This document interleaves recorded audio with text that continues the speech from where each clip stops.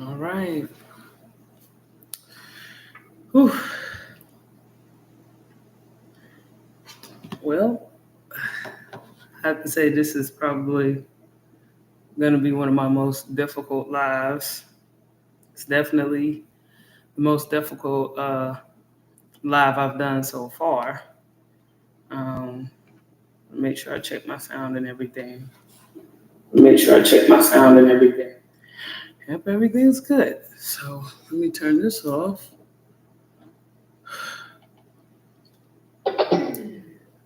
Let's see. Make sure everything's good.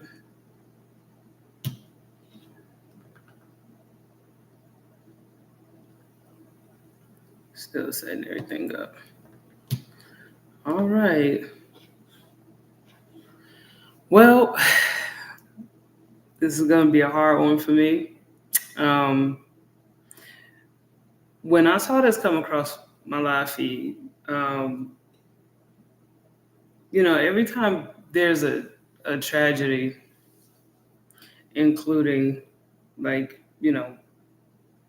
weapons, and I'm trying to be careful because I tried to broadcast this earlier, and in the description, talking about this incident, just typing it up, um, I got flagged. So I'm still kind of learning, the do's and don'ts of YouTube, the censorship rules and stuff like that. Oh, neat. I just learned about the microphone. I can actually, check the sound right here.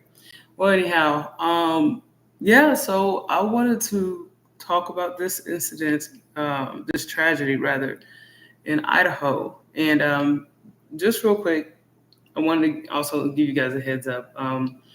This is one of those lives where you guys are actually kind of helping me put my daughter to sleep.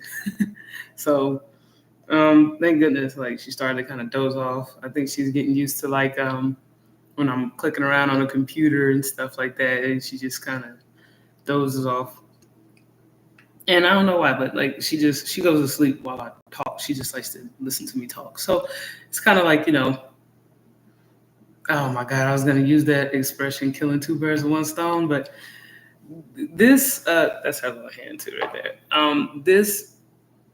This live is difficult for me. And the reason why is because from time to time I do mention that I am a patriot. I'm big on uh, Americans being protected. I'm big on backing servicemen and women, particularly our military, the police, um, firefighters. Um, I am an Air Force veteran as well. So, the green line, the blue line, the red line, they really do mean a lot to me, right? I know a lot of times things get politicized, but for me, it's never been complicated. The people who serve the community should be the people that we respect, you know.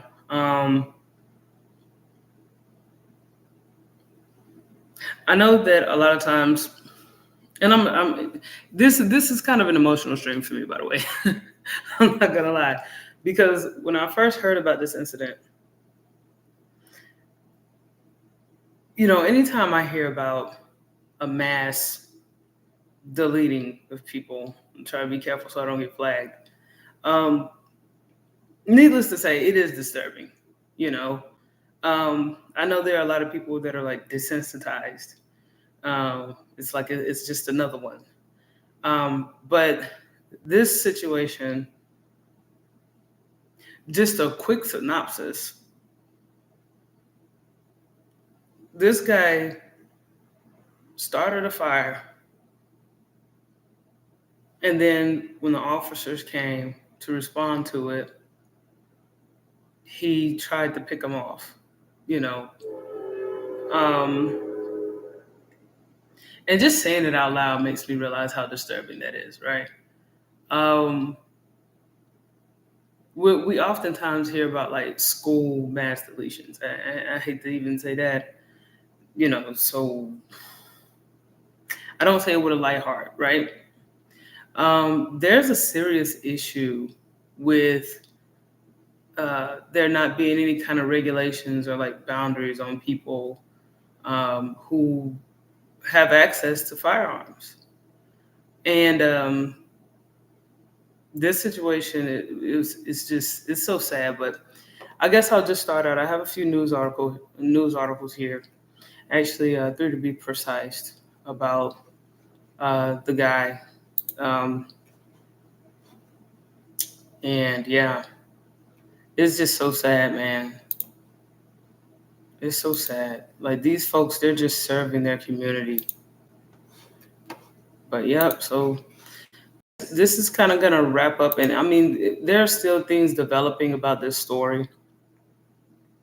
I wonder if I'm the only one, like, because I was on social media looking at this, and I was looking at people's reactions and stuff, and I was this close to just doing a reaction video on it, and or maybe even a short, but I just felt like doing that would not give this any justice, right? But I'm telling you, it's been weighing on me. But I'll go ahead and play a quick wrap up. And these things are developing. So just to kind of give people a rundown of what the country is going through right now. Idaho firefighters on Sunday has left many questioning what could possibly be the motive for such a heinous act. But one theory has gripped the internet.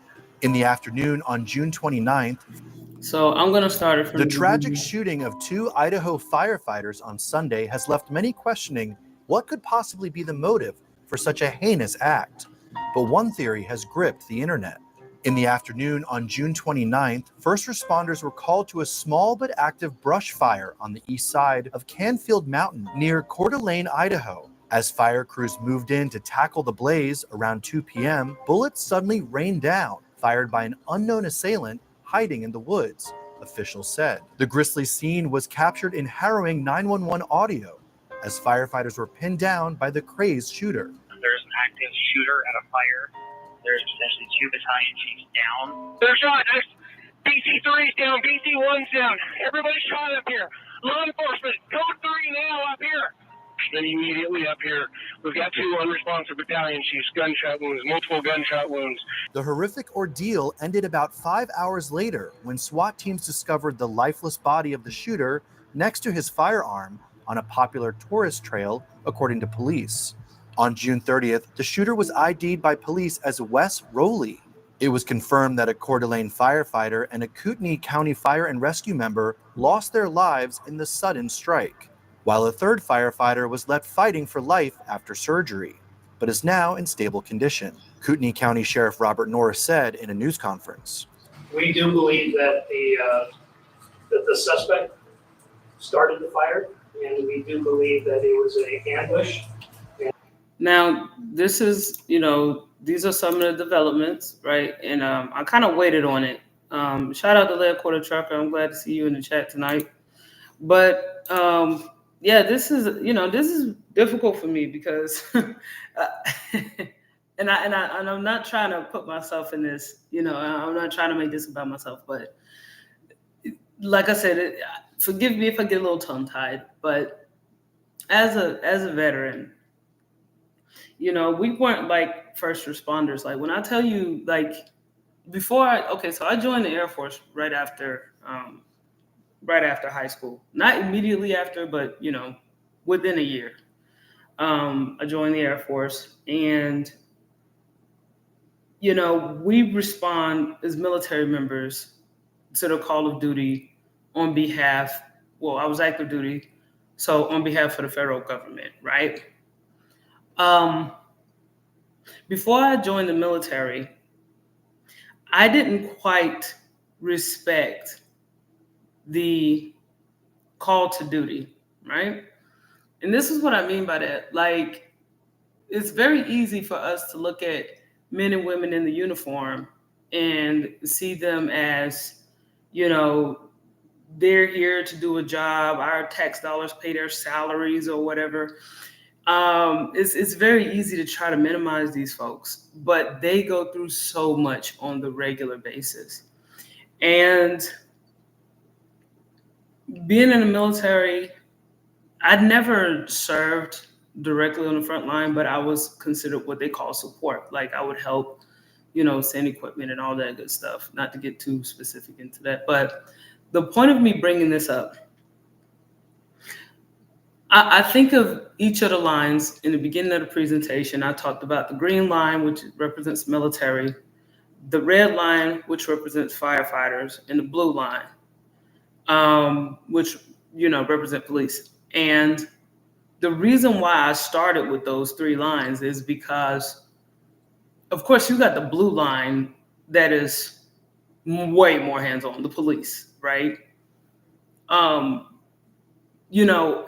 I hate to say it like this, but what these firefighters experienced was something that you would expect police officers to go through.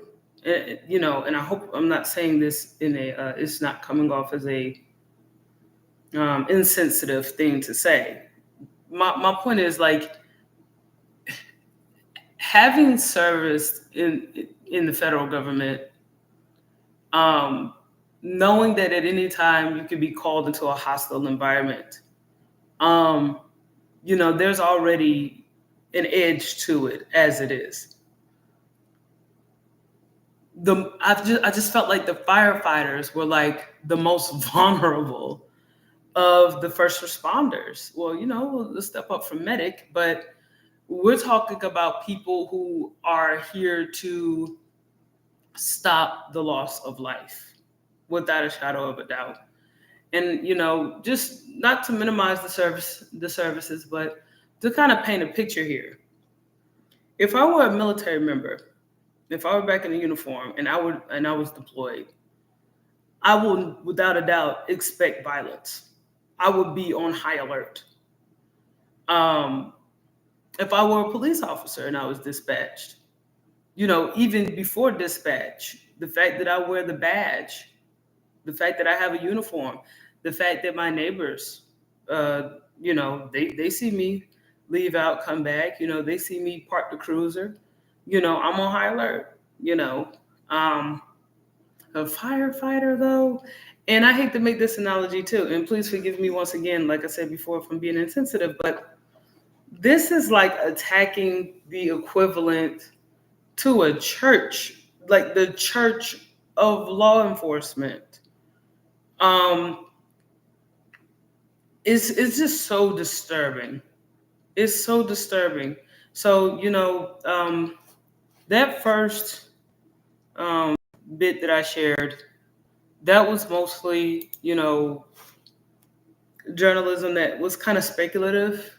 And this just broke yesterday, and they just started reporting on this. And I've been keeping up with it. But just imagining, like I said before, when I brought up the different lines, as a firefighter, you're thinking, I'm going to go put out a fire. I'm going to try to help somebody. I'm going to potentially save somebody's life. As scary as that is, like, the idea that someone is running to help somebody only to end up potentially losing their lives is just far beyond me. And like I said before, I've been seeing posts and commentary on this stuff, and it's been very, very disturbing. Now, one thing that I do appreciate, and I'm going to show later on in the presentation, that the fire departments, they're trying to take the attention off of this. I don't want to get flagged if I call him a shooter. I just said it, so whatever. Off of the shooter and on the first responders, as it should be. But there are some things that I'm curious about because, and we'll get more into it, but this guy, I had his image up, young, white, male. It's always that same stereotype, right? Has access to firearms, has a history of aggression. But here's something that's significant that I found. This same guy who did what he did, criminal record. And that's something that I think is very interesting, right? Um, because he does have a history, and especially like, and this officer is actually going to address this as well. The fact that after this incident, immediately his social media was cleaned up. So it's like, and I don't know, I'm not speaking purely out of ignorance and emotions here. I concede to that. But it just makes me think of so many people who committed these terrible and violent acts. And people just started, the media starts pulling their images right away, right? Um, and they start arguing on one side or the other on whether or not this should be a mental health issue or if this was a criminal issue. But mainly, I'm going to expect for the media to start polarizing this and, of course, monetizing this, making this about a Second Amendment right issue. Um, and I'm doing the best that I can to perform this balancing act of not glorifying the criminal as much as bringing attention to, I don't want to call them the victims, I want to say the servicemen who lost their lives in the line of duty, as well as the third one. So it was two who lost their lives, and then a third who, I just recently saw that he's, his surgeries were successful. But I also wanted to share remarks from a couple of hours ago. Again, this is an ongoing investigation. And, I just kind of wanted to share this with you guys and kind of parse out, like, what you may think about all of this. So I'm going to hit play. I'm going to be stopping from time to time because I thought there were some very significant points that they brought up about the shooter.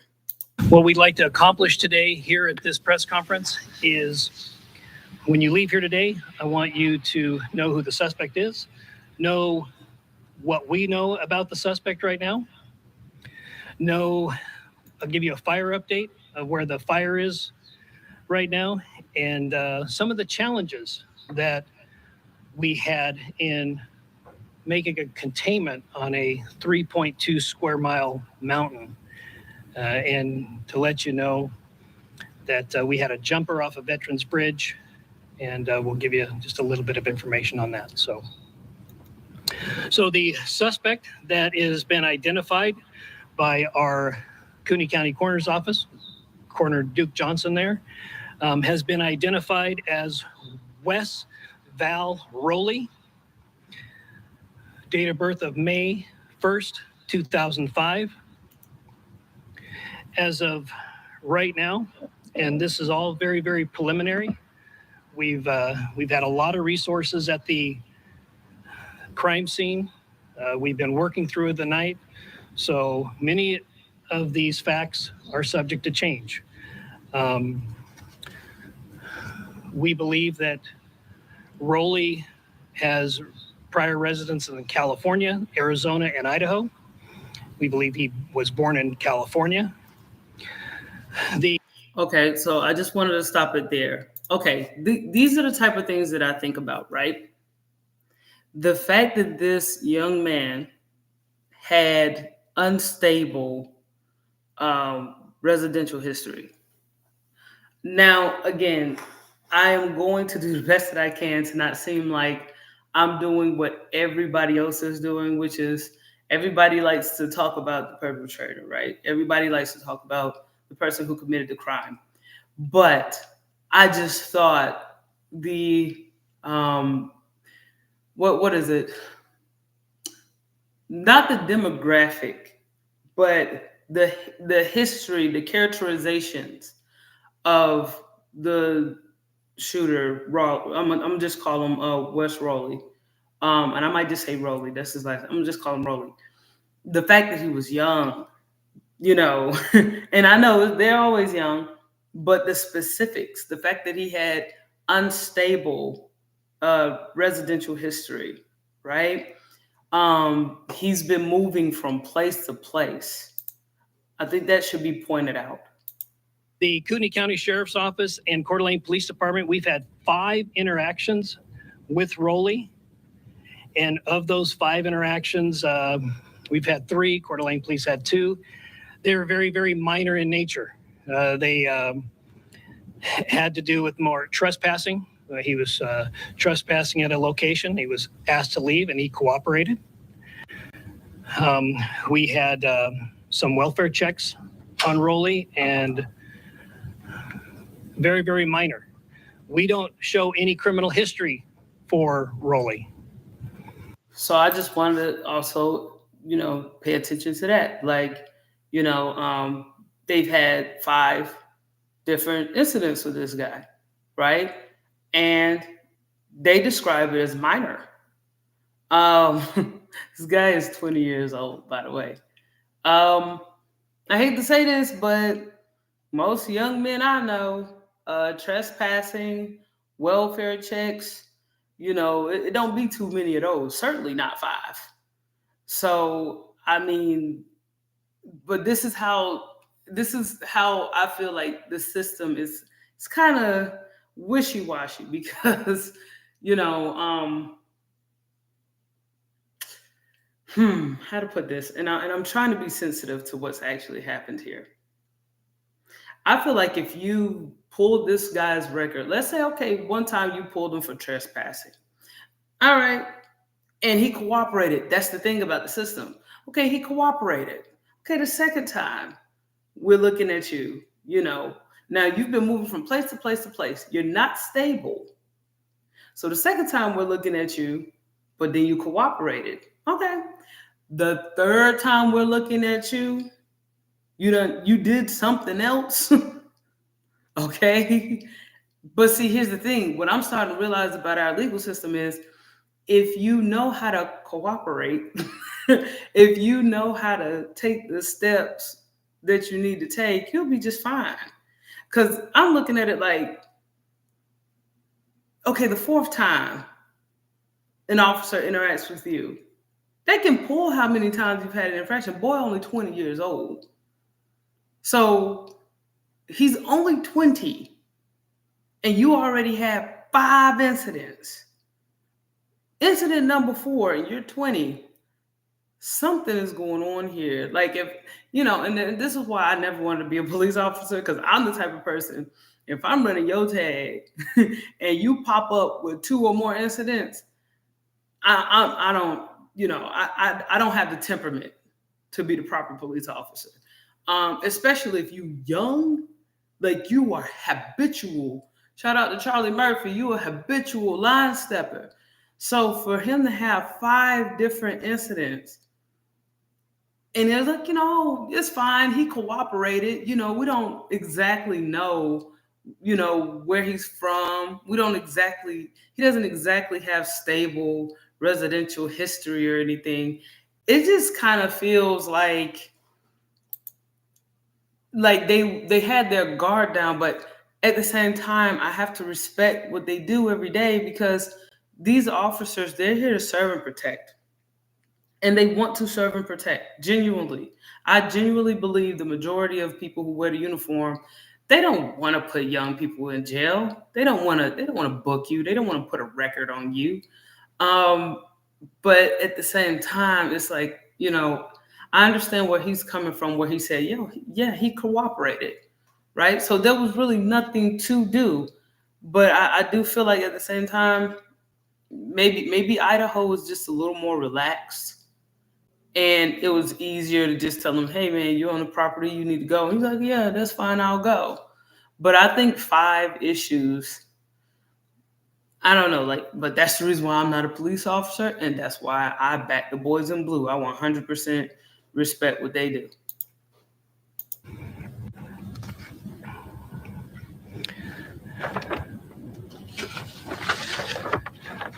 We do have some social media presence for for Roley.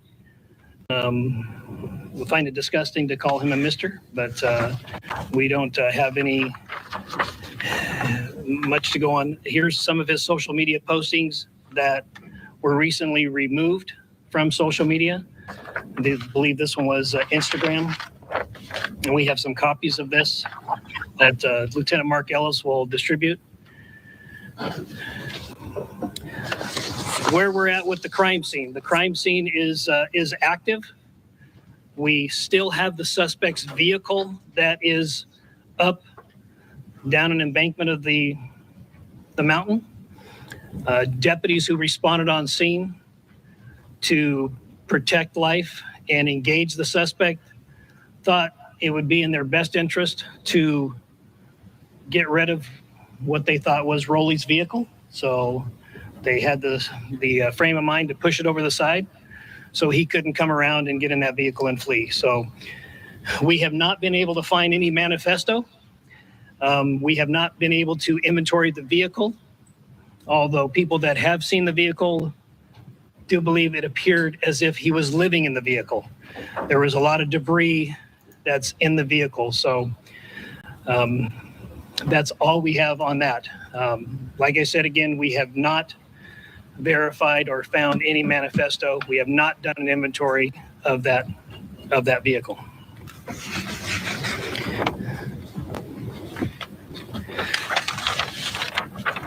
I'd like to give you an update on the fire that we believe Roley started. Roley was found to be in possession of a flint starter, and we believe that was his method for starting the fire that eventually led to firefighters responding. So as of right now, the fire is at 26 acres. It has not grown. It is a slow progress because it's very difficult terrain to get assets, ground assets up there. They are putting, Idaho Department of Lands is putting a lot of water on it from aerial supports. So that's going rather well. They believe they'll have a fire line around it by dark tonight. There are no structures that are threatened.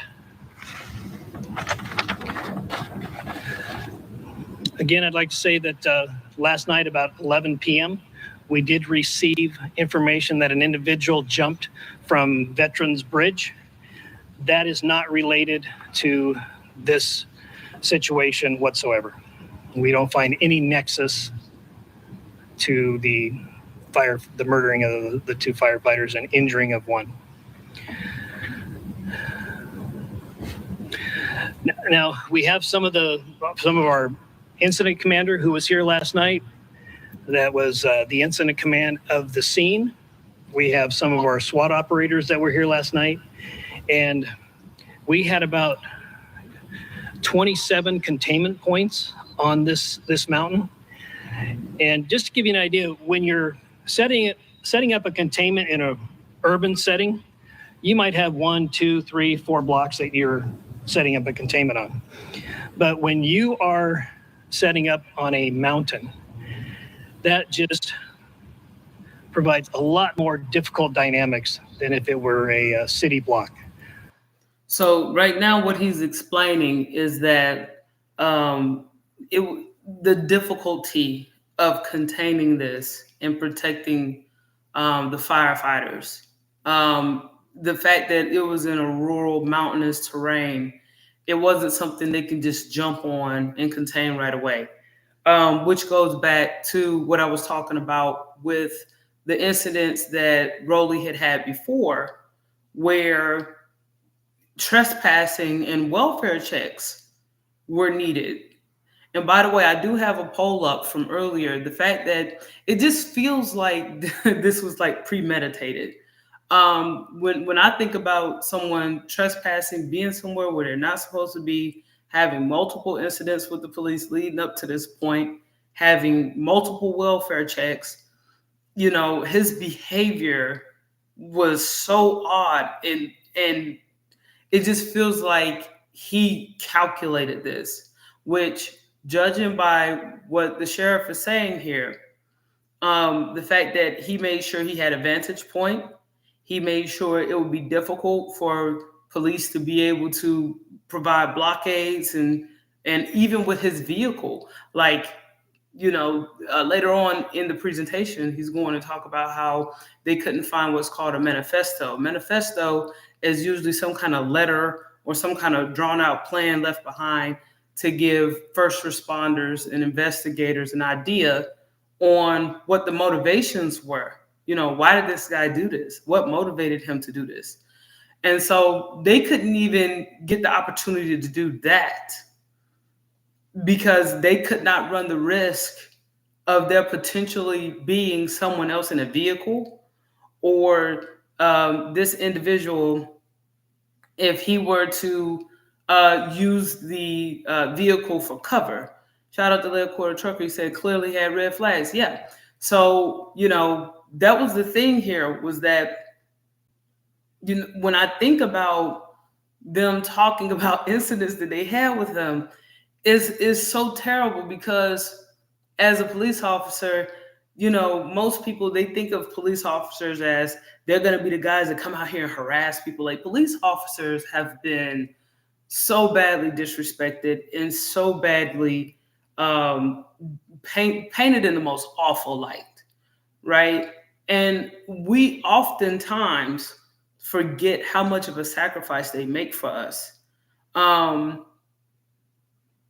A lot of times officers are painted as the guys who want to be a hero, or the guy who wants to discriminate, or you're going to use your gun and bash, but these guys are just trying to get home to their families. And yeah, it might be easy for us to say, 5 incidents is way too many. Lock them up, throw away the key. Because, who could imagine, right? Who could imagine that this young man, he's barely 20 years old, he's going to go from being a nuisance to being a domestic terrorist? Who would think that he would go from, just getting in trouble, having run-in with law enforcement, the fact that he knew how to diffuse situations, the fact that he would get in trouble and he knew how to cooperate with law enforcement, which always kind of bailed him out. So, like, I'm kind of seeing it both ways, but this young man, Roley, he really, really planned this out to make sure that he can carry this out. Now, why he would target firefighters, we'll probably understand later on, because everything is still unfolding here. But I'm gonna hit play. So we, to the 27 containment points, we had 2, 3, 4 officers per containment point. And then we have a primary containment point where we believe the suspect is. And then we have a secondary containment point. And we absolutely utilized every resource that responded to the command post.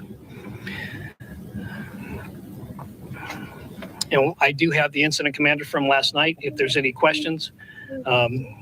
Kevin and Jeremy Heil, Kevin Smart, can you come up here just to be here, just in case somebody has any questions? And you mentioned that there was no prior record. Are you talking specifically in Idaho, or is this also for California and Arizona? At this time, we can't locate a criminal record for this individual. We've had interactions with him, but we don't find a criminal record with him.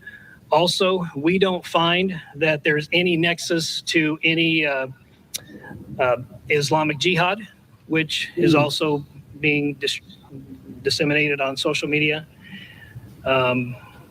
We don't find that there's a nexus to that either. So keep in mind, like, now police investigation is being impacted by social media, right?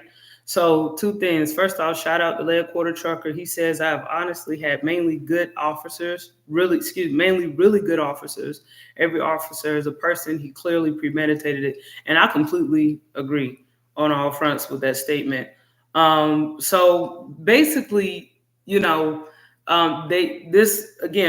did not have any history of criminal record. They couldn't even find from the different states that he was moving from. And so, yeah, back to what Lead Quarter Trucker was saying about the red flags. I'm sorry, but like if I were a police officer and I was dealing with somebody, number one, you got more than 2 incidents. I'm already uncomfortable. Number two, it's like you've been moving from place to place to place to place, and you don't have a record. And I don't know, maybe I'm just a little paranoid, right? But the fact that they couldn't find anything anywhere else, and then all of a sudden he was just getting in trouble all the time where he was. That's kind of that was a lot. But again, you can't anticipate that it'll go from 0 to 60 like this, right? Now, again, another point I wanted to bring up was immediately they started saying that, is he like jihad affiliated or like Muslim terrorist ISIS type organization? Does he have any of those kind of intentions, right? Kind of like a sleeper cell kind of deal. And that's been a major theme here in the United States, coupling in with like immigration and then everything going on with Iran. Iran sleeper cells, that's been floating around a lot. So, and I have to say this, even by things that I've been looking at with social media, the commentary on that, how people will throw in some conspiracy theories. They will throw in oh, maybe he was Muslim, like immediately. So I do appreciate the fact that the sheriff is diffusing that and just going, hey, no, I know what social media said, but no, that's most likely that's not what's going on here. We weren't able to find anything like that here. Lead Quarter Trucker says, and he knows the system, no records, that's suspicious. Yeah, and that it just goes to show how much our law enforcement goes through, how much they have to make judgment calls. It could be a matter of life and death. And then at the same time, they don't go out here just to get on people. They're not interested in that, right? These people are people just like us. They were just willing to put their lives on the line so that we can be safe. So the sheriff, he came out and said, yeah, it is, the media might be trying to say that, he's into all this other stuff, but there's nothing to prove that. So I'm glad that he's clearing it out. But y'all know how social media is.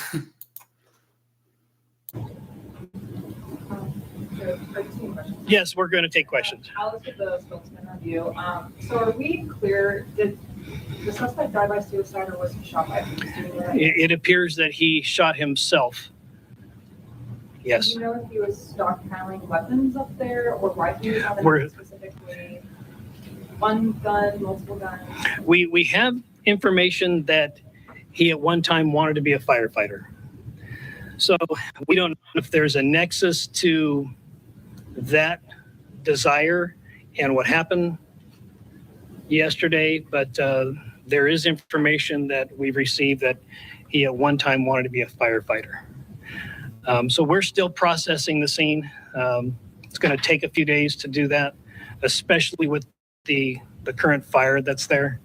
So, John? Sheriff, have you had any communication with the fire district about a potential job there? We have checked some of the fire entities here, and we have not located where he had either put in an application or put in some sort of a interest form. We have not found that yet. So that, we have not found that. One more question. There's supposed to be a video on Instagram. Was this posted right before the ambush? Well, it was discovered right before, but I don't know how long it had been there. Okay. Yeah. Do you have any indication of the motive? Yeah, no, we don't have any indication of any motive at this time. And we, certainly we will continue to investigate that, but obviously we go on intent. And so, but we will certainly find out, or if there's any evidence to believe that there was a motive, we will do that. And I think an inventory of the vehicle would be a good place to start. Do you think his desire? Now, this is another thing. Again, shout out to Lake Quarter Trucker. He was saying about how, Roley, he protected himself. He protected himself in every way to where he didn't even have to serve any consequence. Just to kind of just bring this up again. First of all, he targeted firefighters, knowing that they would have their guard down, knowing that they're just running full steam ahead to look out for him, took full advantage of that.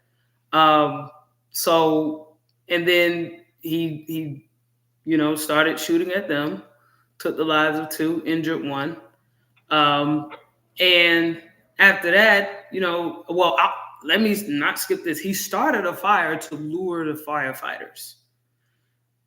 So what ultimately ended up happening, and the scene was active when this was shot a couple of hours ago.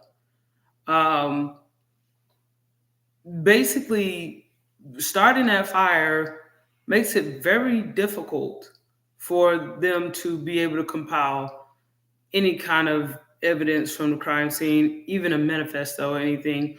The fact that he knew that because there was a fire and because they weren't able to find him because he was sniping, right? To be safe, they had to get rid of the vehicle. So he created so many diversions in order to get away with this situation, right? So yeah, shout out to Lake Quarter Trucker with that. Yeah, he absolutely did. Another thing is too, I see that the reporters were asking if there was a motivation. And I thought it was very interesting that he wanted to be a firefighter, right? Which put me in the mind of, and I even have to say this myself. My goodness, I need to be careful with my words. But I have seen people try out for certain divisions or opportunities to serve in the uniformed services, whether it be military, law enforcement, or firefighter, and they didn't make the cut for whatever reason. And they'd be so jaded and disgruntled, right? I mean, originally I wanted to be in the SWAT team. I used to work out all the time. And when I didn't quite make the numbers to go in the SWAT, it's a highly competitive, field to try to go into. But I would also see even when I was in boot camp, and there were certain people that just could not being boot camp, and they dropped out of boot camp or additional training. They washed out of additional training. I've seen a lot of really bitter people that felt like their career should have gone places that it didn't go, and they'd be very angry. So, they asked if there was probably a motive. That's something that I kind of picked up on, the fact that he wanted to be a firefighter. But, that might be something. I might, as I'm talking, I might have just said something. Because if you think about all the acting out, all the incidents, and his age, right? If you were dead set on, I'm going to be a firefighter. After I graduate high school, I'm going straight into becoming a firefighter. All bets are on being a firefighter. And for whatever reason, you did not get in. It's very easy for young people to get jaded about that, right? So with that being said, this is just my theory, and I'm still looking at events as they unfold with this. My theory is, judging by his unstable residency, moving from place to place, like I said, boy ain't nothing but 20. Just 2 years of being an adult, not even old enough to drink, right? His unstable residency, to me, draws that he had an unstable childhood, a lot of things out of his control. And it was mentioned that he lived with his mother, and then when he became an adult, he went to go live with his father. That's how he ended up here in Idaho, right? So going from, and I have to say this, from liberal state to liberal state, because one thing I will say about liberal environments, they do tend to sympathize with people who act out. This is what I mean by that. They will tag mental health on any behavior.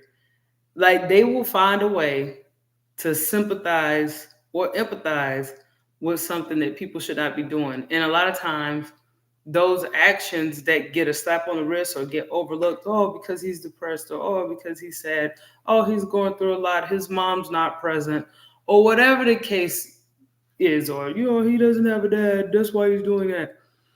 When I hear those kind of environments where he grew up in, it just felt like he was in places where people just kept kind of pushing him around, overlooking him, kind of passing him through the system in hopes that, hey, one day you're going to end up going with your dad, let you be his problem.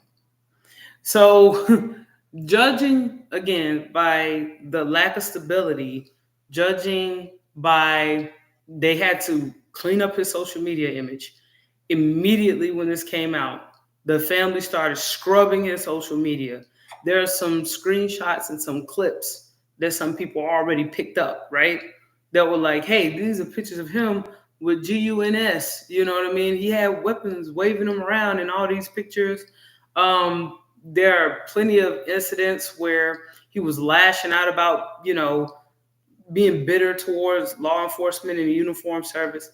It sounded like to me that he didn't make the cut, and he felt like he wanted to get even, or he wanted to get back at them in some kind of way.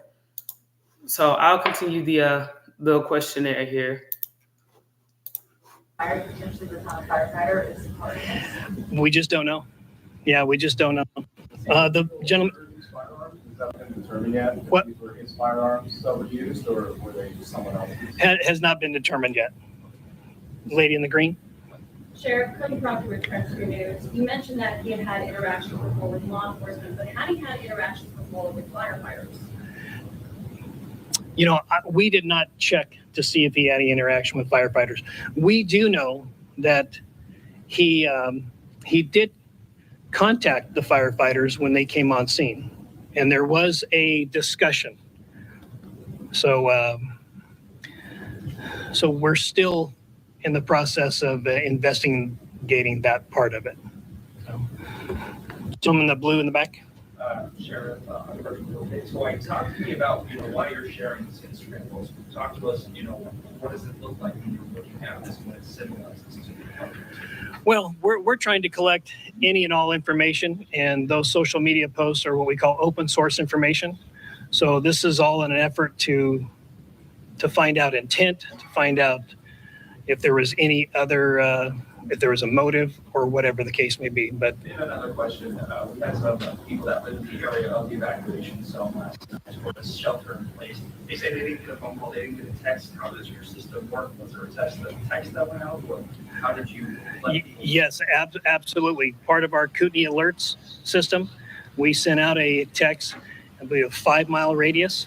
And I encourage people who live or frequent the area to sign up for Kootenai alerts. So, but an opt-in service? Well, yes, yep. The gentleman in the blue. Sure. The welfare checks that you got. So I wanted to bring up two things. Thing number one, I think it's mighty strange that firefighters actually interacted with Roley, the shooter. And it ended up that he did take his life, right? So, the details on that, I'm assuming it's probably going to come out sometime tomorrow. But it's just so interesting how this guy actually committed these crimes and still was able to interact with firefighters, even though, he was, he started this fire, right? So we don't really know the order yet, the order of details, and I have been trying to follow this as much as I can. And yeah, so another thing, they're talking about the phone service as well. They were able to ping his location because as the firefighters were on their way to respond to the fire, there were bullets raining down, right, from Roley. So with that being said, the way that they were able to ping his location was through his social media, which again makes me think too, because I think he was primarily on Instagram when he was doing this. So that also brings me to another thing too. I've heard of crimes being committed for people to get views and likes. You know, people play a lot of GTA, and then they want to go viral. They want to trend. So they go and do something terrible like this. And, you know, I don't know who got access to his social media and started scrubbing it right away, but there has been so much information, so many screenshots that people have taken before it was taken down, to talk about the character of this guy. And there are just so many questions that they don't have answered, which is starting to make me think like we're going to start being policed by our phones. Because if they were not able to ping this guy's cell phone, there's no telling how bad this situation could have gotten. You guys initiated, Yep. Were they given by a relative? Did a parent call you to check on him? Or are they concerned about his mental health? No, it was generally a reporting party who called and saw a vehicle that was either parked near their property or on their property. One was a restaurant where he appeared to be residing at. He was asked to leave and he complied. So none of them that we have at this time were called in from a relative. They were called in from a property owner or passerby. The gentleman there in the... Sheriff, can you describe the weapon that you found next to it? It appears right now we have a shotgun that was used, but we're still processing the scene. So obviously a shotgun is not a sniper weapon. Correct. Do you know what kind of weapon that was? Well, we're still processing the scene, but let me kind of set the scene for everybody. When you're in a rural area and you're heavily treed, heavily brushed, and when you're taking fire, then it just adds a whole different dynamic to the situation. So what was reported by people on scene, by peace officers on scene, that they believed that they were taking sniper fire, yes. And that's where that is. Lady in the black.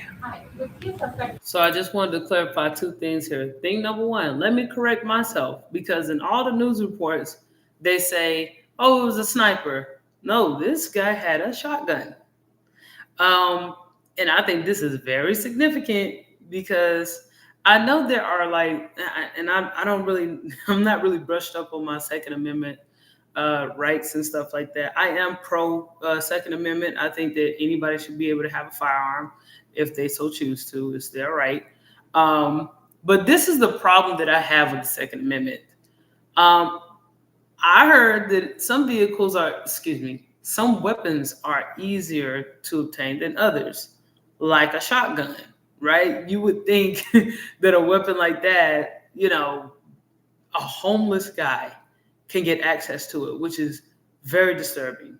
So, you know, I kind of touched on this, I kind of alluded on this earlier, this idea that Roley did not have stable residency. So the fact that he was sleeping in restaurants, as the sheriff just talked about, and, you know, that explains his incidents.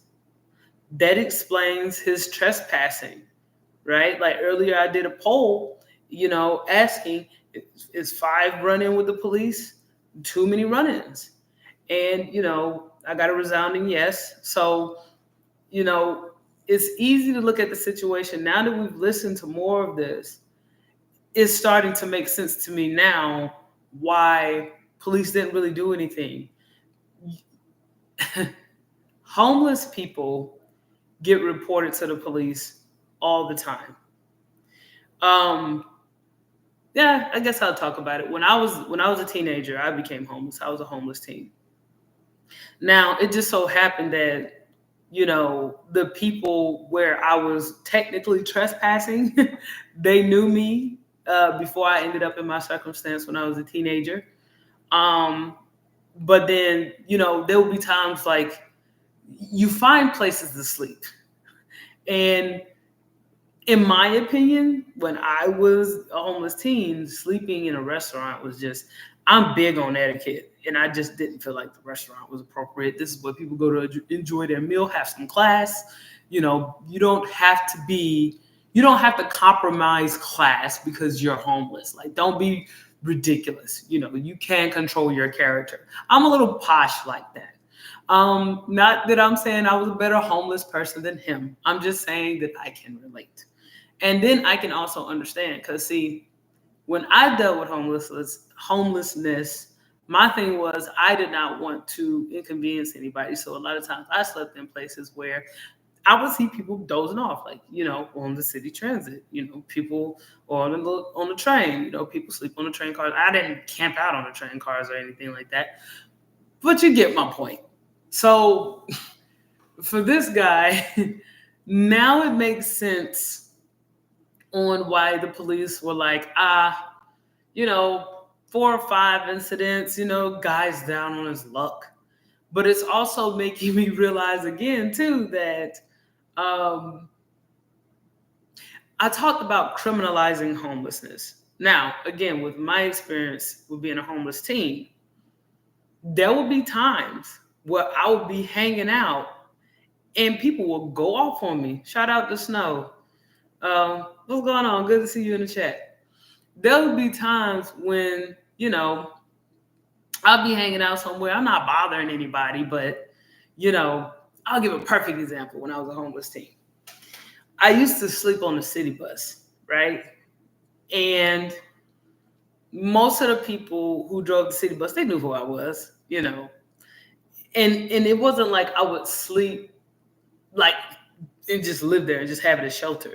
But one time I went to sleep on the bus, and so it has a route. So I got on the bus that had the longest route, so I could sleep as long as I could. and it's one of those routes where you got one of those routes that's like, it's like a one-way where they'll go down and then they'll do stops on the way up, but they don't do any stops on the way back. So this was one of those long routes, and it just so happened the guy who usually drove the bus, I was having a bad day that day. I can remember it like it was yesterday. The guy who usually drives the bus, he wasn't working that day. They had somebody else working. The guy who usually drives, he used to let me sleep all the way to the top of the route. And I mean, this was a long route with stops in between. That route was easily an hour and a half on the way up. And then they do like a straight shot back. So on the way that straight shot back, I never had to worry about anybody messing with me or trying to talk to me or trying to wake me up or trying to pray with me. Y'all know I live in the Bible Belt. It would be people that realize I'm homeless and be like, oh, you poor child, let me pray for you. And I'm like, shut up, get out of my face. But that's a whole other conversation. I can't believe I'm doing this, but I'm just saying,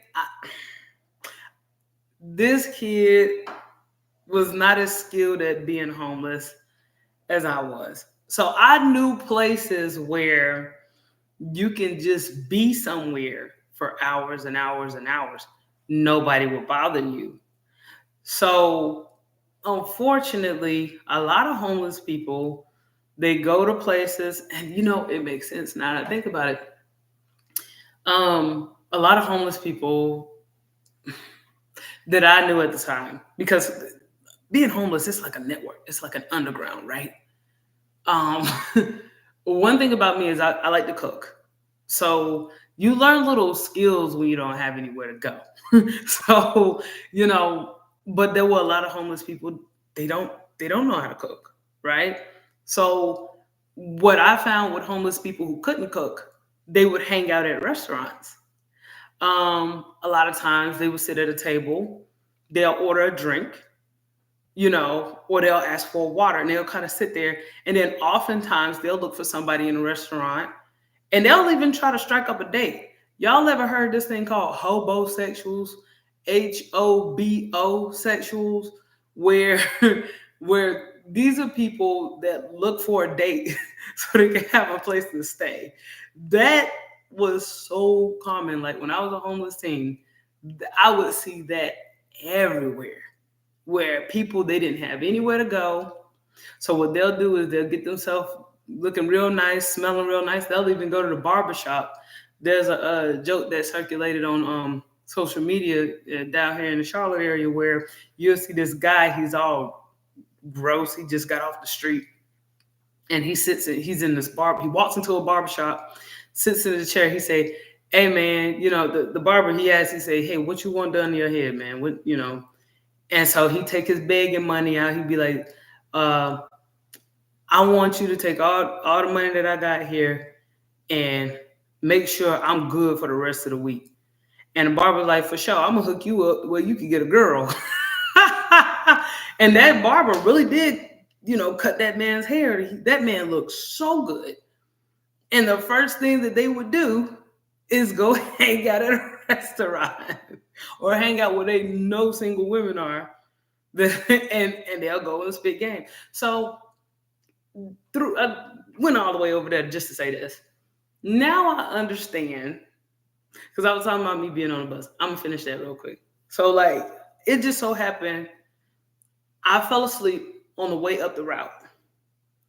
And then this bus driver was like, oh my God, you didn't get off on any route. So they were in a panic, going back to me on the bus. And so this driver, instead of driving all the way back, called the police on me. So what I did, I just got off the bus, and the bus driver spoke to me, authorities, they were on their way there, and the bus driver, she was just basically like, she was on the phone with the police at the time, and she was like, you know what, she doesn't seem to be a problem or anything. And, she just made me sit at the front of the bus. I showed her my student ID, told her I was a minor. I tried to lie and say I missed my stop. Clearly, I didn't live in that area. You could see how I was dressed. It was terrible. But, she was like, oh, and then, of course, she hit me with the, let me pray for you. And I was like, okay, all right, whatever. But anyway, now it makes sense on, why this guy has so many issues. And again, I am not trying to sit here and paint the shooter as a victim. I'm just saying now it makes sense on why he kept having issues over and over again with law enforcement, why they kept saying he trespassed. They told him to remove himself, and he was always cooperative. Because, what choice do you have when you have nowhere to go? Before you found him, or did you not identify him until after running away? Can you give me that first part again? Was he a suspect prior to finding his body, or were you not sure who he was until after you found him? Well, we had information that we had an idea who that person might be, but we always defer to the coroner's office to make sure that we have a positive identification on the individual. People borrow people's car, people use people's phones. So we always want to make sure that we have a positive identification before we make any type of release. So this lady. Are you able to identify that if Wess was the person who called 911, who made the initial 911 call? Still under investigation. If that is the case, he did not use his real name. So, but it certainly will be part of the investigation. But we had an individual called, a male, and he did not use the suspect's name. So. And one more clarification, because I think I misunderstood. Did you say there was an interaction with first responders? There was an interaction with the firefighters. When they first arrived on the scene? Correct. What was that? It had something to do with his vehicle being parked where it was. So, yeah. The gentleman in the blue in the back. Sure. Can you tell us what type of bullets then were used in using attack on the firefighters? Right. Well, we know that some rifled slugs were used, and a rifled slug is a pretty big projectile. Anybody know off the top of their head how many grains a rifled slug is? Okay, it's 1 ounce. Yeah. So generally going to be a 1 ounce piece of metal. But we also have some fragmentation of something. So it's still early on. We have some smaller projectiles, and we don't know if that was a fragmentation of one of the rifled slugs or another weapon. Like I said, we're still processing that scene. The firefighters are putting water on it, so we're still processing that. Yes, sir. Sheriff, can you tell us how sophisticated you think this ambush was? Or do you think this was an interaction of that? And one more thing, we were just right outside the scene and we saw a firefighting vehicle come down with 3 completely flat tires. Were spikes used? Was that part of the ambush? No, part of once the rounds started to exchange back and forth, and when deputies got on scene, part of the theory was we don't want him to be able to circle back around and get into either one of the fire trucks or his own vehicle. So deputies disabled the trucks and they pushed over the suspect vehicle off the side of the mountain. So yep, that's the. Thank you. All right, so that's that with that part. Sorry about that last part, you guys. But so they had to disable the vehicle, as well as they had to make sure the vehicles around were disabled so that he, wouldn't be a possibility that he would run off, right? So, okay, cool. That was that, right? With that being said, I wanted to bring up something else. One of the questions they were asking about the suspect was, or Roley, the shooter, was couldn't they have traced the vehicle or traced the tag or anything like that? And he said something again that was significant, which was, sometimes people use other people's vehicles, which again, that just shows me the severity of this man's living condition. And, earlier before we were just going to jump and pile on him about, how he keeps getting in trouble with the authorities. Every time you turn around, he's got an issue. He's moving from place to place. But then it's also making me think of situations like this because I think about the fact that this guy was young. And again, I'm not trying to sit here and say, I'm not trying to be one of those type of people that's like, oh my God, such a tragedy. The shooter, he went through so much. But the left-leaning side of me is kind of thinking like, if you see the condition of this guy, not that I feel like it's up to everybody to swoop in and save someone if they see they're homeless. But at the same time, if somebody just would have been nice, or if I won't say be nice, but I hope you guys can understand what I mean. Like, there's only so much a person can go through. Like 5 incidents. Like, and I don't mean to be one of those people that's like, oh, we need more psychologists than we need police. But for situations like these, I'm not saying that, if somebody would have given him some shelter, a comb, and a toothbrush, that he would have become a saint. I'm just saying, clearly, this young man had a history of instability. And, it's easy to document somebody who has nowhere to go as causing a disturbance. See what I'm saying? So just want to read some of these chats here. I see Snow say, I read a little summary on CNN. I'm wondering if he was blocking access for firefighters, and when they asked him to move, he just had enough, some reason, I don't know. Yeah, and that's what I'm saying. Like, it was an indication that he was actually sleeping in that vehicle as well, is something that I heard too. So, and that's another thing about homelessness too. Like, there are people sleeping in their vehicles all the time, and somebody comes drumming on your vehicle and tell you, hey man, you got to get out of here. Like, your car's been parked here, for over 6 hours, and he hasn't had sleep in like 2 days, 6 hours. But then that's something that I think about too, right? Because I just, it's really easy on the outside looking in and be like, hey, was only a matter of time before this guy, you know, turned the wrong way, right?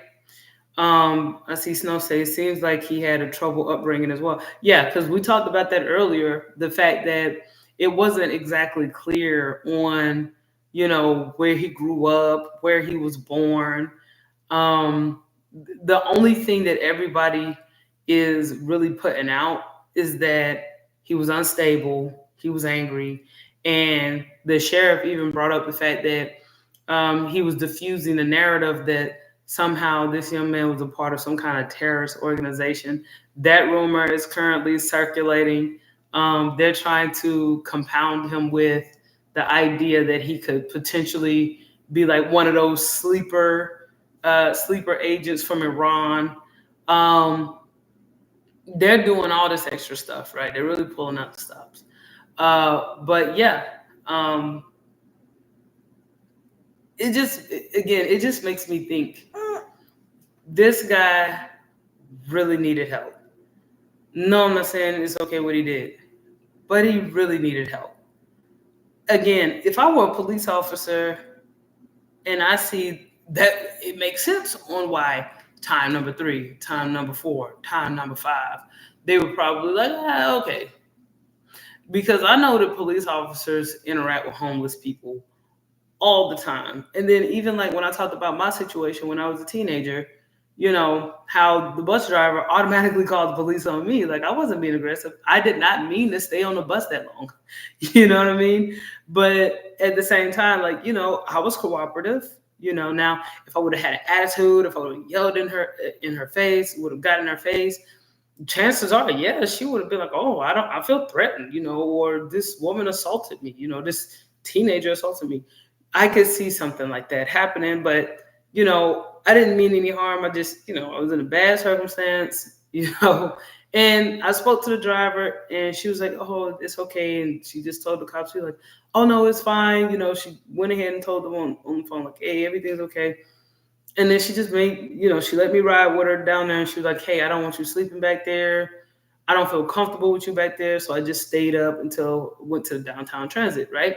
So I could easily see Roley's situation. Like when the cops pull up and be like, oh man, it's this homeless guy again. You know, like what can they do? Right? Like if you're a police officer and you're responding to yet another disturbance, and you get to a point where you're used to interacting with this same homeless person, what can you do when you pull up and it's that same person that has nowhere to go? And this is another question I have too. What's going on with these gun laws? Because this young man didn't have access to a home. He had access to a vehicle. And he had access to a shotgun. What does that say about our gun laws here in this country? Right? To where it's like,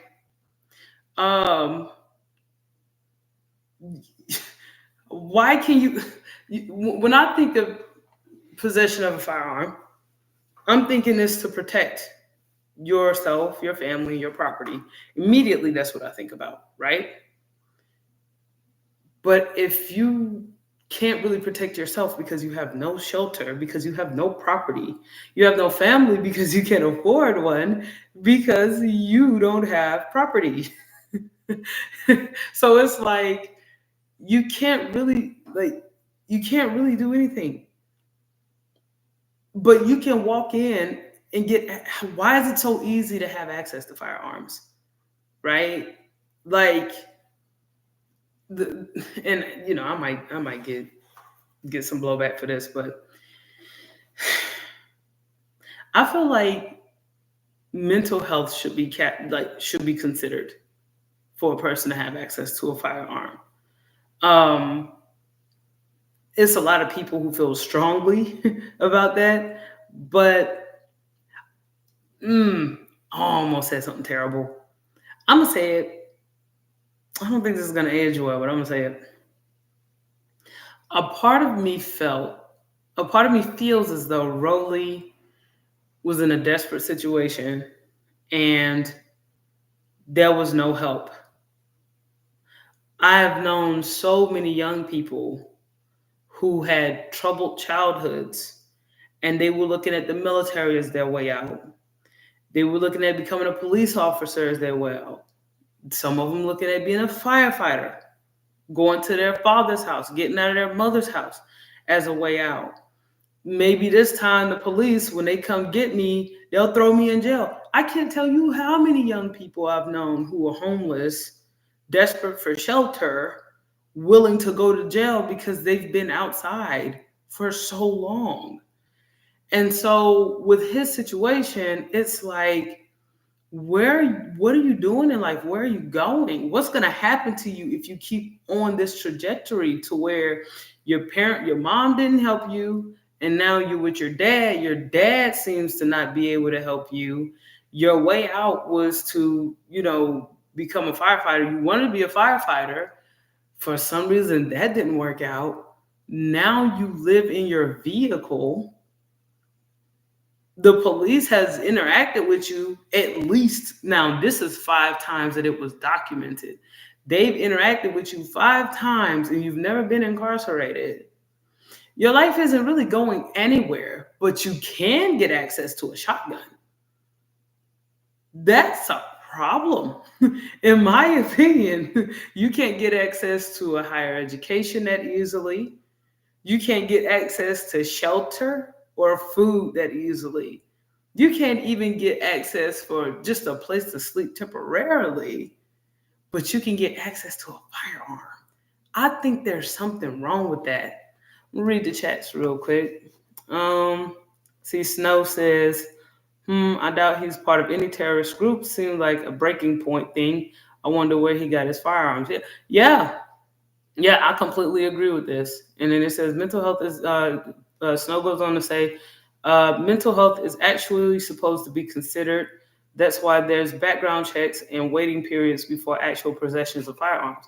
Yeah, but then here's another thing that I want to talk about with that, though, too, is like, okay, yeah, mental health and stuff is considered, but there are also loopholes as well, which kind of makes me want to look into what are the stipulations for getting a firearm in Idaho, right? I mean, because I want to say, like, here in the South, like I'm in North Carolina, and we literally have gun shows up the road from here, not even far from here. You can hear them shooting, and you don't need a screening. You go to a gun show and you got cash.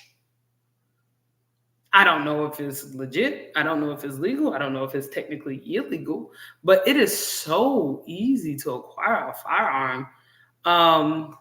So yeah, it says, but none of that can account for ulterior. Yeah. I'm gonna try something. I'm gonna go on a fly here. Idaho.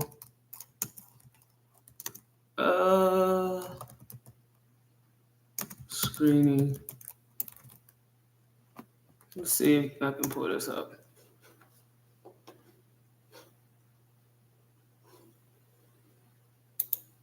Boy, AI is killing the game. Every time I look up something, AI be like, yo, no, let's do for shotguns. Cause he had a shotgun.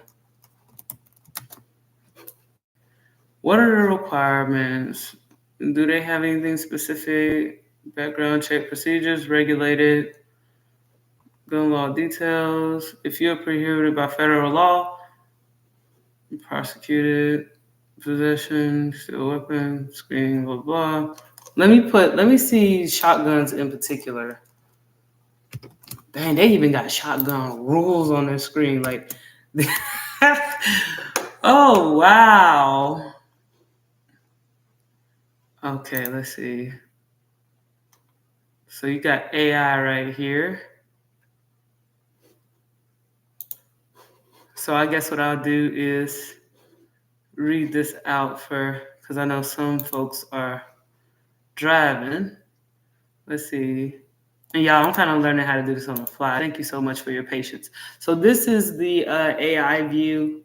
I just kind of typed it in. So Gemini say, in Idaho, the primary screening requirements for purchasing a shotgun involves federal law implemented through the National criminal background check system. Oh, I've heard of them before. NICS. Key points, federal requirements when purchasing shotgun from a licensed firearm dealer. The background check through is required by law. No state permit required. So minimum age. Yep, he met the requirement. Has to be 18. Verified buyer is not prohibited. Yeah. This is what I was thinking about right here. Private sales. Private sales. Idaho state generally permits private shotgun sale between individuals without a background check. However, federal purchaser prohibitions to apply, meaning it is illegal to knowingly sell a firearm to someone prohibited by law. So this is the loophole that I was referring to. This is what I was really referring to. I don't know if you guys can see the text on your screen. I apologize, but basically, and I'm gonna just read this again. Idaho state law generally permits private shotgun sales between individuals without a background check. So you don't need a background check. That's one loophole, right? So that's something that is greatly considered. Let me see. None of the ulterior motives. Snow also going to say they can be inherited, gifted. Yep. Bought on the black market. Yep. That's what we were just looking at. Straight up found somewhere. Found somewhere. Yeah, I can see that too. And it says the screen went black, by the way. Hey, thanks for that. But yeah, so and I'm actually looking on here to make sure my screen is good. So the fact that, again, I highlighted the private sales. Oh yeah, because I was like scrolling too. So approach of gun control and heavily federal. Yeah. So yeah. So this is what I'm talking about here, and this is in Idaho, right? It's kind of making me scared to live in the South. Because the South is very, very liberal about their gun laws. But the fact that, yeah, he just like how Snow was talking about, he could have literally, he's at least 18 years old.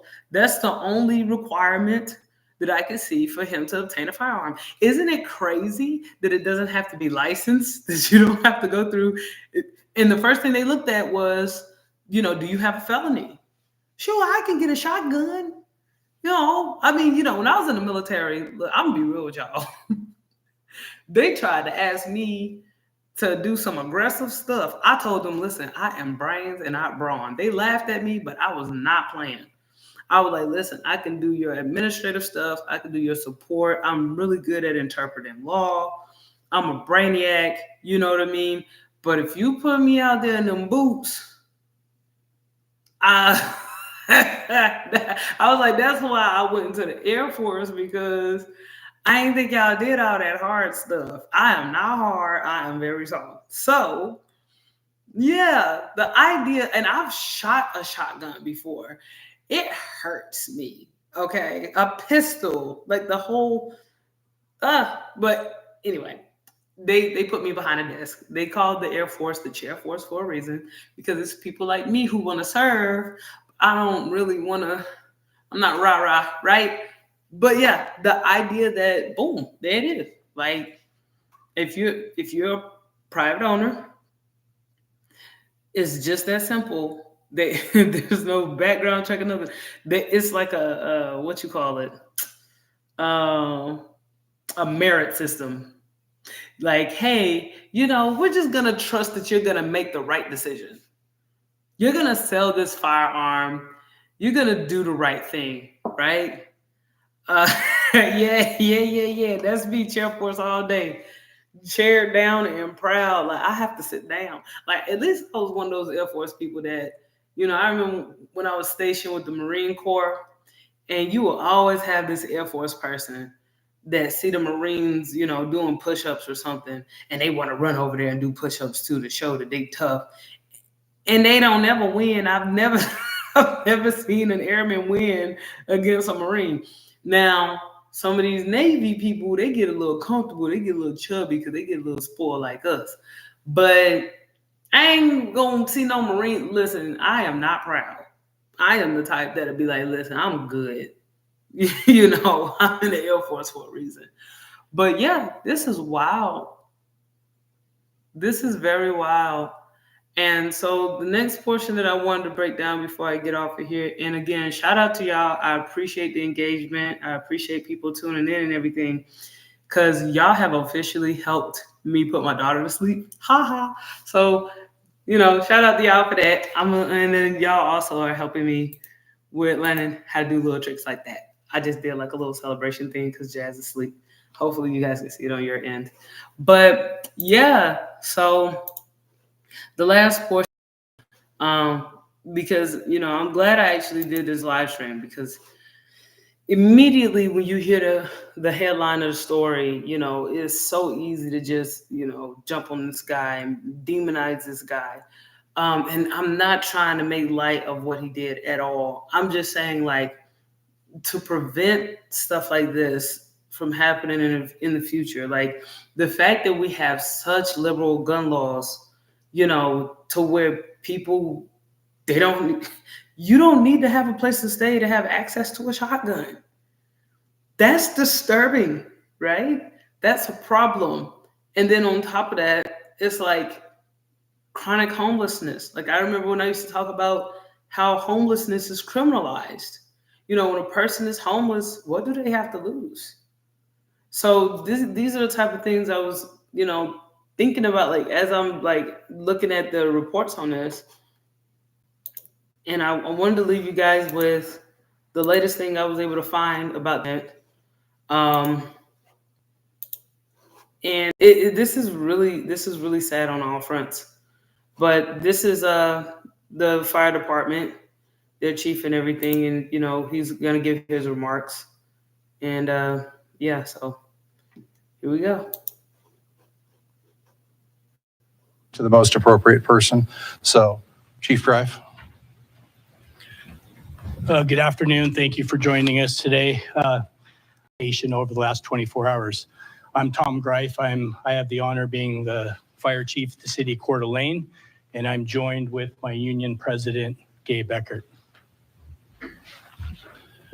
And I want to introduce to you Local 2856 Firefighters Union President Justin Zabel from Kootenai County Fire and Rescue. So obviously, as you know, tragedy unfolded in our community yesterday. An unimaginable and unthinkable tragedy took place. And I want you to understand today's focus is simply to talk and honor the lives of the firefighters and the injured that lost their lives, as well as the injured firefighter. We are not going to answer or entertain questions about the legal pieces of this or the criminal investigation. As you know, that's all part of the Sheriff's Department and their partner agencies. I think we want to start by thanking all of our partner agencies. Obviously, we work together with Coeur d'Alene Fire every day at Kootenai Fire, but we need to thank all of the fire and EMS agencies in the local and state and regional who have the outpouring of support that we are receiving right now is second to none. There has not been a need that has been unmet. We also want to thank our law enforcement partners. As you can imagine, this is a relatively dynamic situation, changing hourly. And we want to thank all of our law enforcement, again, local, state, federal partners that have helped throughout this crisis. I'm going to talk a little bit about our firefighter, but at first I want to insist that we ask the media to begin respecting the families. These families have an unimaginable loss that they are dealing with. The fire families have an unimaginable loss that they are dealing with. And at this point, we have had to post police guards at the houses of the firefighters because of citizens and media coming up and to their houses. That is simply unacceptable in this time of grief. So we're going to ask that you absolutely respect the families of our firefighters, respect our firefighters that are working and still protecting their community today. We thank you for sharing our message. We want you to be part of this, and we want to partner with you. But we absolutely have a mission, and our mission is to take care of the families of the fallen, the injured, and again, our firefighters that are still serving the community. With that, it saddens me to announce that Battalion Chief Frank Harwood, 42 years old, has been a member of our department for 17 years, passed away in the line of duty yesterday. Chief Harwood is married, has 2 children. He is also a former Army National Guard combat engineer, so he's a veteran as well. Chief Harwood was a leader in our organization. He did an amazing job. He was a shift commander. He was well respected by his shift. This loss is felt by so many, including all of the members of his shift that worked and saw the incident yesterday. So we're going to ask, and President Zabel is going to speak a little more directly about Chief Harwood, but we would ask that you would keep him in your thoughts and your prayers as we continue this important mission that we serve every day. That said, shortly after today's press conference, working with the International Association of Firefighters, we will have pictures of the fallen available in one graphic. It is important to note that we are operating as one incident. Although 2 departments, we are working hand in hand through this, and I could not appreciate that more. And with that, I'm going to turn it over to Chief Greif. Before he turns it over, this is what really had my heart heavy in the beginning of this presentation.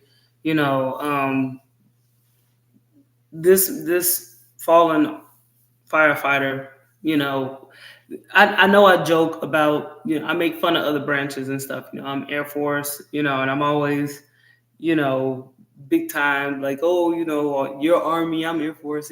Every branch has this whole thing where, you know, we kind of pick on each other, right? But I have to say, it really tugged at my heart a different way, because even though we pick on each other from being different branches, when we say this thing about being brothers and sisters in arms, that's a real bond. That's a real bond. So, you know, like I said, I always respect the red, blue, and green line. I still kind of feel like, you know, in a way that, you know, we kind of have that brother and sister in arm connection, just by being uniformed servicemen and women. In the Air Force, they just a quick thing about the Air Force. We're all men. There are no air women. They're just airmen. So in the Air Force, everybody's man. Just quick nugget on that one. But, you know, we in the Air Force, when we say service, we usually say servicemen if you're in. But, you know, since I'm in the private sector, since I'm on the civilian side, I say men and women, the whole mouthful. But yeah, man, when I learned this guy was Army, I was like, oh man, you know, and it almost made me want to reach out to some of my Army friends and be like, hey, you know, but yeah, this guy, he's survived by a wife and children, and in a lot of situations, he's the breadwinner. You know, a lot of times the men carry, you know, the major parts of the finances, you know, so that's you know, now his wife is a widow with 2 children, you know. So I just kind of wanted to take a minute to humanize that real quick. And like I said, the focus is on the fallen servicemen here. And then shout out to Snow. Yeah, it is a 100% tragedy all around, man. It's really sad. All right, I'm going to echo some things that Chief Way said, but yesterday was one of the most absolute darkest days that either one of these organizations has ever faced. As the community has already seen, this unimaginable act of violence took place at a wildland fire incident on Canfield Mountain. At this time, we're not able to discuss certain details as this remains an active investigation. So we'll do our best for the questions and answers following this press conference. Out of respect for our fallen brothers and their families, again, I'm going to ask that we limit comments to confirm facts at this time. This afternoon, we're here to share the names of our brothers that lost their lives and the one that's been critically injured yesterday. From the Coeur d'Alene Fire Department, Battalion Chief John Morrison sustained fatal gunshot wounds yesterday and died in the line of duty. John Morrison began his career with the Coeur d'Alene Fire Department back in 1996. He's the battalion chief of Blue Shift. and he's held the ranks of firefighter, engineer, captain, battalion chief, and he's also a longtime paramedic for our department. He has served the city of Coeur d'Alene in this community for over 28 and a half years. Also injured in yesterday's incident was engineer Dave Tisdall, who sustained gunshot wounds as well, and he is currently in critical condition at Kootenai Health. Dave is surrounded by his family, and he's had 2 successful surgeries as of noon today. I do have a brief statement that Mrs. Tisdall wrote that I'd like to read. We thank everyone for their love and support. Dave is surrounded by his family, and he is able to open his eyes, and the 2 surgeries have gone well. Like I said, he is in ICU at Kootenai Health, and our focus and support is going to be with the Tisdall family at this point. As Chief Way stated, we would ask that the media please respect the privacy of the families and direct your inquiries through the fire departments if possible. Our focus today and in the coming days will be providing support to the Tisdall family as well as both families that lost loved ones yesterday. At the same time, both of our departments are going to be focusing and providing mental health resources for our personnel and families that are going to be greatly impacted by this tragic event for months and years to come. As Chris Way said, we're grateful to law enforcement partners for their swift response and their continued efforts for their investigation. We would like to thank the numerous regional agencies that have provided resources and support over the past 24 hours. The community support has been nothing short of amazing, and all agencies involved will be needing every bit of that moving forward as we have a long road ahead of us. With that, I would like to turn the podium over to Union President Gabe Eckert with Local 710.